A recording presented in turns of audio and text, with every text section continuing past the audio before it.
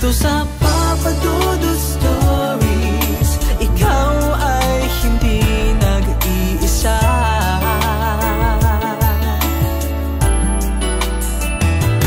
Dito sa Papa Dudut Stories, may nagmamahal sa'yo. Papa Dudut Stories, Papa Dudut Stories,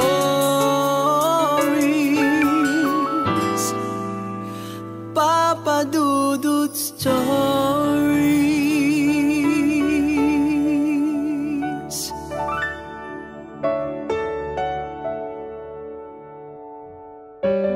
Magandang araw po sa inyong lahat mga kaibigan. Huwag kakalimutan na mag-like, mag-post ng inyong mga comments, mag-subscribe at pindutin ang notification bell para updated po kayo sa mga pinakabagong post ng inyong si Papa Dudut. Papa Dudut Stories.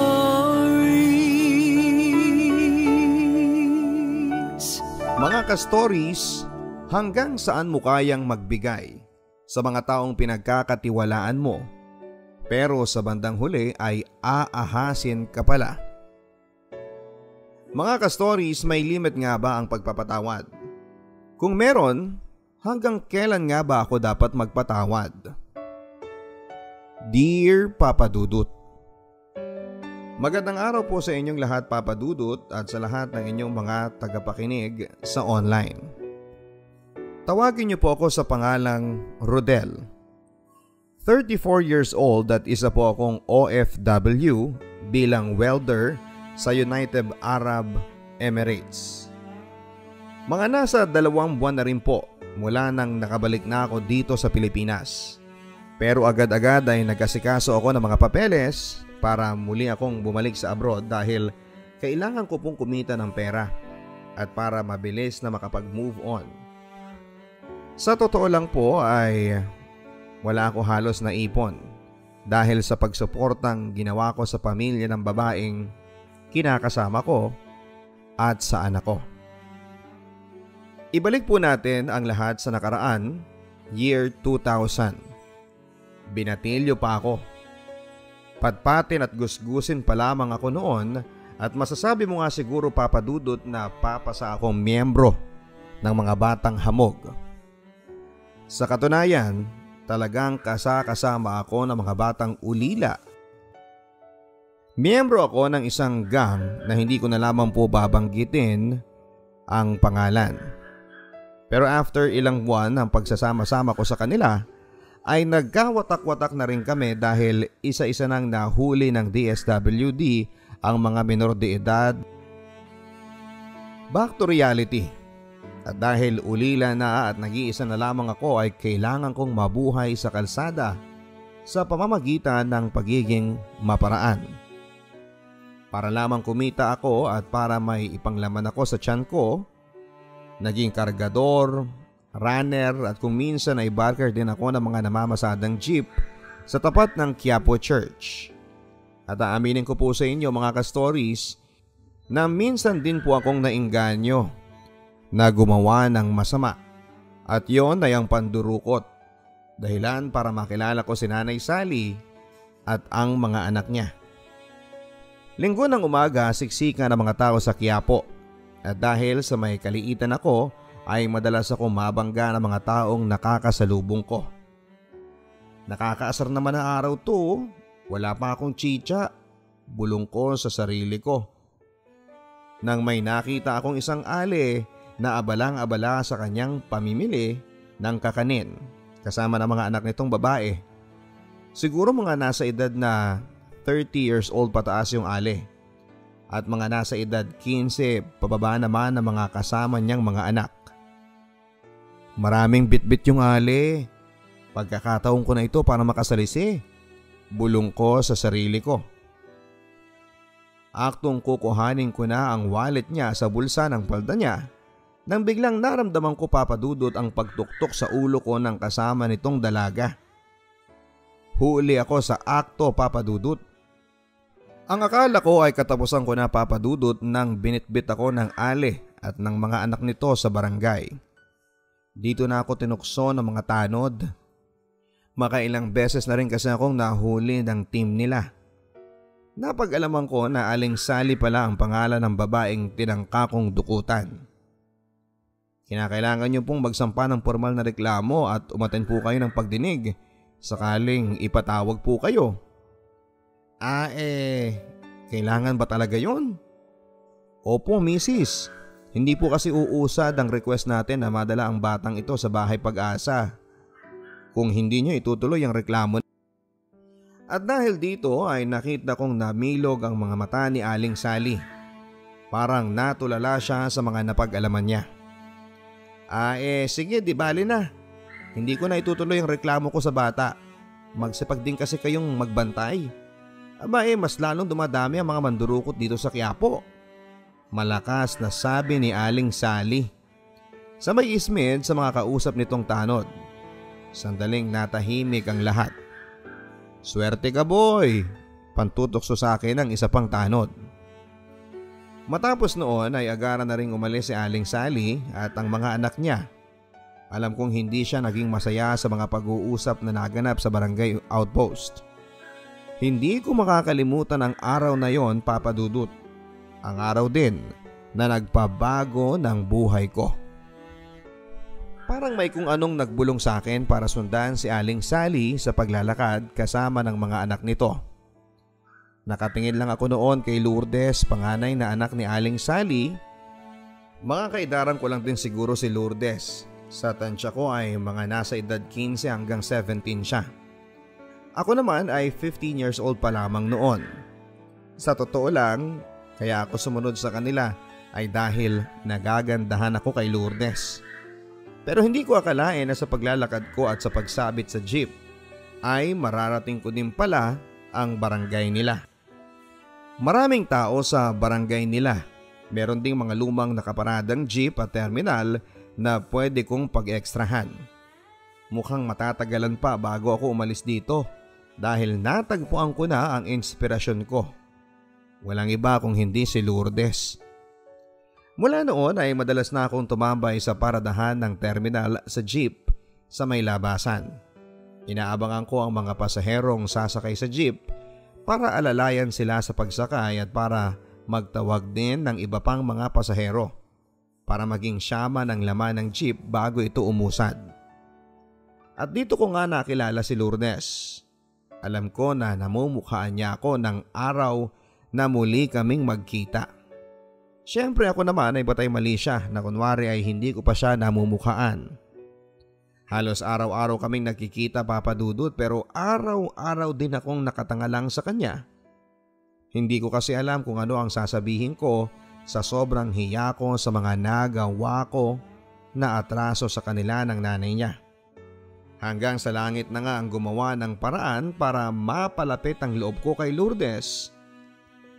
Alas 9 na ng gabi yon at kabababa lang ni Aling Lourdes at ni Aling Sally ng jeep nang biglang may umagaw ng shoulder bag ni Aling Sally. Ako naman ay mabilis pa kay Flash sa paghabol sa lalaking umagaw ng bag niya. Parang sa pelikulang nangyaring hilahan ng bag sa pagitan naming dalawa at nang naagaw ko na nga ito ay agad ko din itong binato sa direksyon ni Aling Sally. Akala ko ay tatakbo na palayo yung snatcher.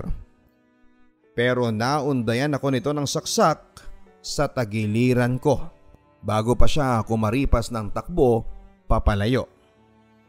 Nag-blackout ang paningin ko, Papa Dudut, at nagising na lamang ako na nasa loob ng isang kwarto.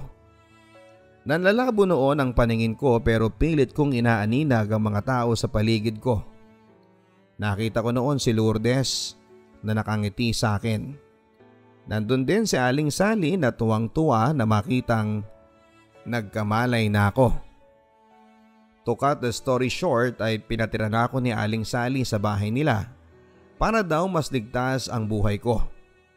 Isa pa ay wala daw silang kasamang lalaki sa bahay nila at malaking bagay daw kung doon ako titira sa barong-barong na kasama ko sila. Total ay ulila naman ako at wala na akong pamilya.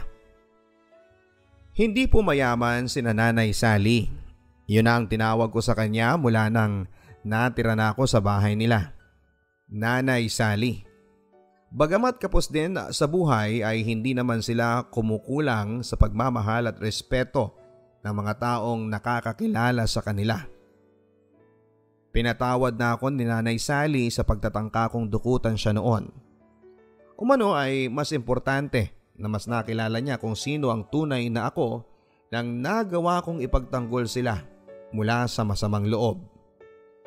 At bilang ganti naman sa pagkupkup nila sa akin ay nag-iintrega na rin ako kina Nanay Sally mula sa mga perang naiipon ko sa pagiging barker. Hinikayat din ako ni Aling Sally na magbalik eskwela. Bagamat huli na ay nakahabol pa rin naman ako sa high school. Kamuntikan ko na rin maging kaklase si Lourdes sa high school, yun nga lang ay kinapos pa ako ng score mula sa special exam na pinakuha sa akin. Hindi naging lihim mula kay Nanay Sally ang naging pagtingin ko kay Lourdes. Suportado din ako ng ibang mga kapatid ni Lourdes dahil naging tapat naman ako sa pagsasabing nagugustuhan ko ang ate nila. Sa simula ay tutol si Nanay Sally, pero habang lumilipas ang mga araw ay mas lalo ko lang pinatunayan sa kanila na masidhi ang pagmamahal ko kay Lourdes. Pinagbutihan ko ang pag-aaral ko, Papa Dudut, alang-alang kay Lourdes na noon naman ay JF ko na. Hanggang sa makapagtapos na nga ako ng high school, agad din akong sumabak sa special course ng TESDA para sa pagwe-welding samantalang si Lourdes naman ay nagtatrabaho sa isang fast food chain. Pangarap naming dalawa ni Lourdes ang makapagtapos sana sa kolehiyo. Pero dahil kapos kami sa pera, ay wala kaming choice kundi ang sumabak kaagad sa paghahanap buhay. Legal na ang relasyon naming dalawa kay Nanay Sally at para na kaming mag-asawa. Dahil tulong kaming dalawa ni Lourdes sa pagtataguyod sa mga nakababatang kapatid niya. Wala naman kasing ibang maaasahan, Papa Dudut, bukod kay Nanay Sally na isang street sweeper na balo na ay kaming dalawa lang ni Lourdes ang pwedeng sumuporta sa mga kapatid niya. Matindi ang ginawa naming pagpipigil ni Lourdes, Papa Dudut. Alam kasi namin na hindi pa kami handa sa pagbuo ng pamilya. Pero talaga palang mahirap magsalita ng tapos dahil makalipas ang ilang buwan ay nabuntis ko na si Lourdes. Walang pagsidla ng kaligayahan naming dalawa dahil biyaya ng Diyos ang pagkakaroon ng anak. Bagamat financially ay hindi pa kami stable pero nagagawan ko naman ang paraan sa tulong na rin ng sipag, tiyaga at panalangin. Isang buwan matapos manganak ni Lourdes ay balik trabaho na muli siya. Naaawa ako sa kanya pero alam kasi niya na kailangan naming dalawa na sabay kumayod. Kung hindi ay kukulangin kami sa pera. Nasa ed na rin kasi ang ipon namin dalawa na nagastos namin sa kanyang panganganak. Mabuti na lamang at maaasahan ng mga kapatid ni Lourdes sa pag-aalaga kay baby. Isang araw ay niyaya ako ng mga kabarkada ko na makipagsapalaran sa pag-a-apply bilang welder sa UAE sa pamamagitan ng OWA. At umayon naman ang tadhana nang pumasa kami ilang buwan matapos ng interview at pagpasa ng mga requirements. Araw-araw kong dinadalangin yon na sana ay makakuha ako ng slot sa abroad, pero habang papalapit na ang araw ng paglipad ko papunta sa UAE ay palungkot naman ako ng palungkot. Hindi ko ma-imagine ang buhay ko na hindi ko katabing matulog si Lourdes at ang baby namin. Mahirap mabuhay nang wala sa tabi ko ang pamilyang itinuring ko ng akin. Ang luto ni Nanay Sally, ang kulitan ng mga kapatid ni Lourdes at ang gabi-gabing iyak ng baby ko. Lahat ng yon ay mami-miss ko. Pero wala nang atrasan. Eto na. Nasa harapan ko na ang pagkakataon na makalipad sa ibang bansa para maibigay ang maginhawang buhay sa aking mag-ina. Makalipas nga ang isang buwan mula nang nakapagtrabaho ako sa UAE, ay naging maalwa naman ang buhay ng aking pamilya. Sa kanila agad dumiretso ang isang buwang sahod ko. Nabilhan ni Lourdes ng gatas si baby, may sumobra pa nga para sa check-up. Masarap pala sa pakiramdam na naibibigay ko ang pangangailangang pinansyal ng pamilya. Si Nanay Sally, huwag mo din kalimutang abutan ng pera ha para sa mga gamot niya. Naiiyak na sabi ko kay Lourdes. Ikaw din, bumili ka ng magandang damit ha o pagkain na gusto mong kainin. Habol na sabi ko pa.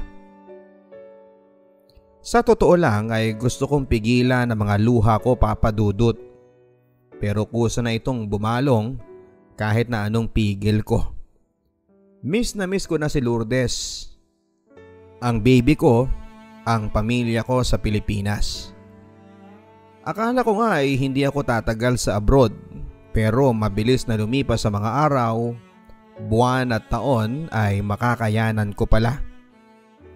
Pero hindi naging smooth ang mga dumaang buwan sa pakikipagrelasyon ko ng LDR.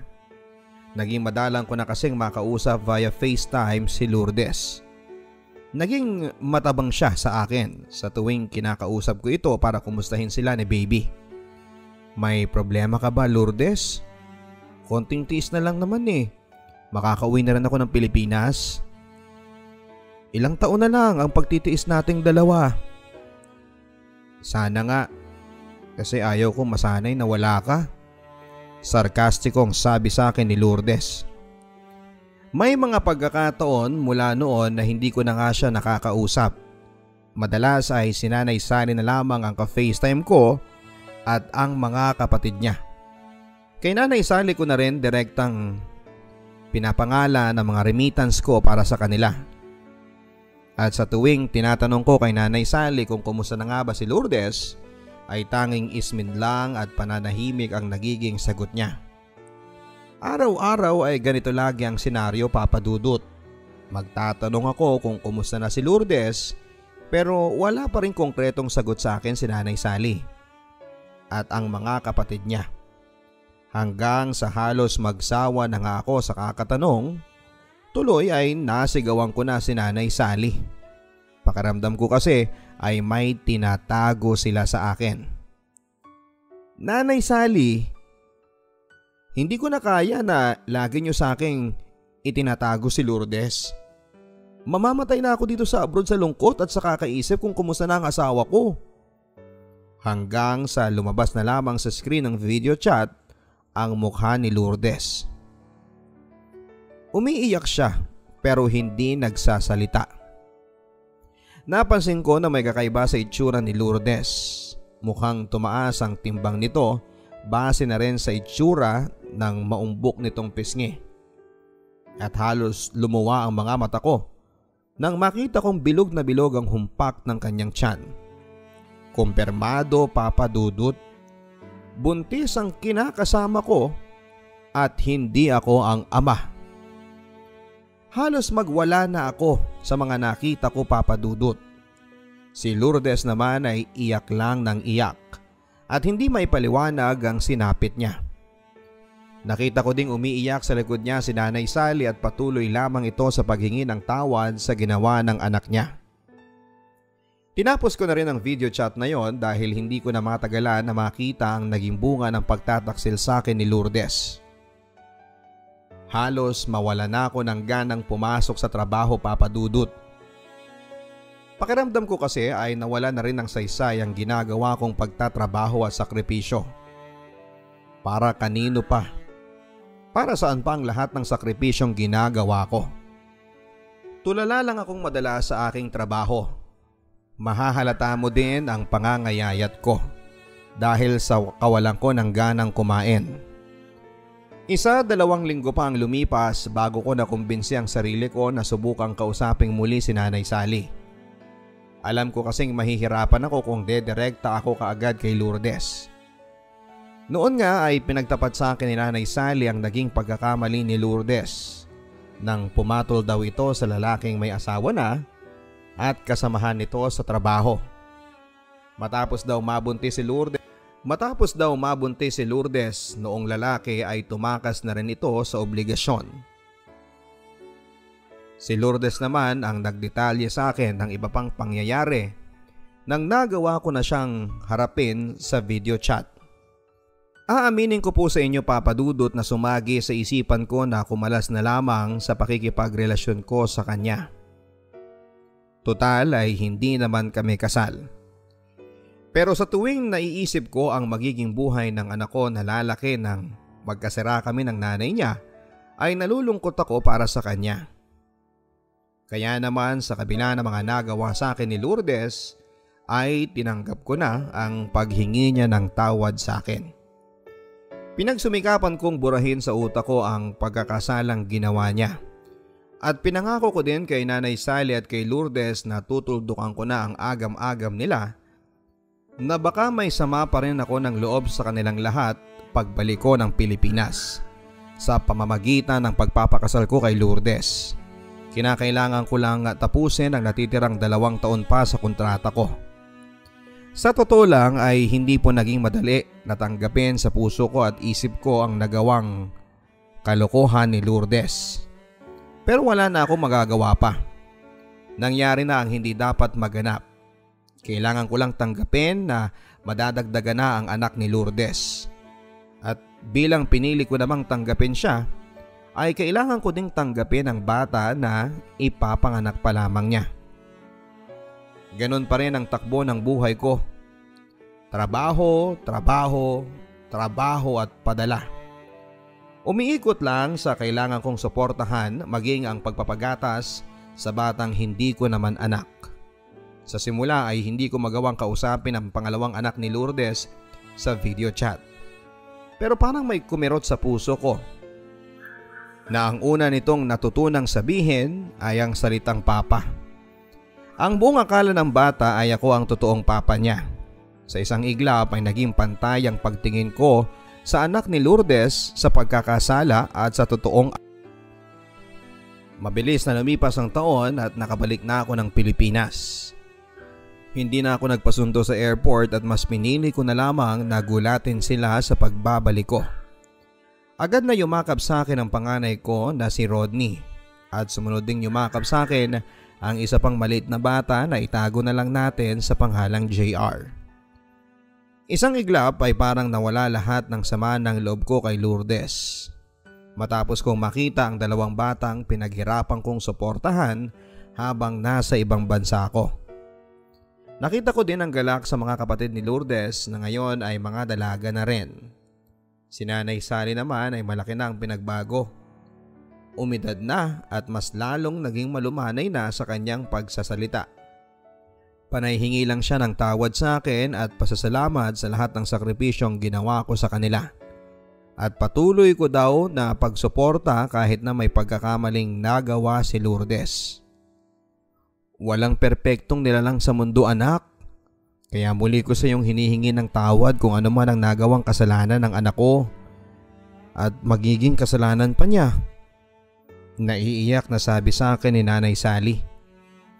Sa wakas, pagsapit ng gabi, kagagaling lang ni Lourdes sa trabaho ay ang muli naming pagkikita.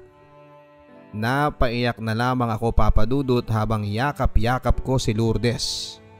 Wala din kahit na anong sumbat pa ang lumabas sa aking bibig. Ang sinabi ko lang sa kanya ay magsimula kaming muli. Isang buwan matapos ng pag-uwi ko ay napag-alaman naming buntis si Lourdes. Siyempre masaya ako sa balitang ito. Sa klinik ay tuwang-tuwa pa ang doktor sa pagsasabing malusog daw ang 2 buwang pinagbubuntis ni Lourdes. Natahimik na lamang ako sa mga narinig ko. Nagtataka. At nag-iisip ako kung tama ba ang mga narinig ko. 2 buwang buntis si Lourdes? Paanong nangyari yon samantalang 2 buwan pa lamang ako sa Pilipinas? Papa Dudut, habang sinusulat ko po ang liham na ito ay nakapagpasa na po akong muli ng mga applications ko sa panibagong trabaho sa abroad. Sa Dubai naman sa pagkakataong ito. Pinili ko na hindi na rin samahang umuwi si Lourdes sa bahay namin sa Maynila. Yon ay matapos niyang aminin sa akin na sa ibang lalaki na naman ang ipinagbubuntis niya. Sobrang sakit Papa Dudut. Sobrang sakit na halos sasabog na ako sa trauma ng paulit-ulit na ginagawa sa akin ni Lourdes na panloloko. Naging masamang tao ba ako sa kanya para gawin sa akin ito? 2 beses akong ginago ng babaeng dapat sana ay pakakasalan ko na. Ng babaeng pinili kong patawarin sa kabila ng kasalanang nagawa niya. Pero sa pangalawang pagkakataon, makaya ko pa kaya siyang patawarin? Sa ngayon ay hindi ko pa alam ang sagot. Ang inyong ka-stories, Rodel of Manila. Ang buhay ay mahiwaga, laging may lungkot at saya.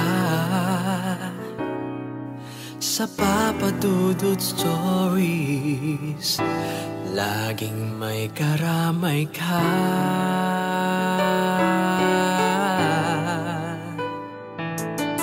Mga problemang kay bigat, dito ay pakikinggan ka. Sa Papa Dudut Stories, kami ay iyong kasama. Dito sa Papa Dudut Stories, ikaw ay hindi nag-iisa.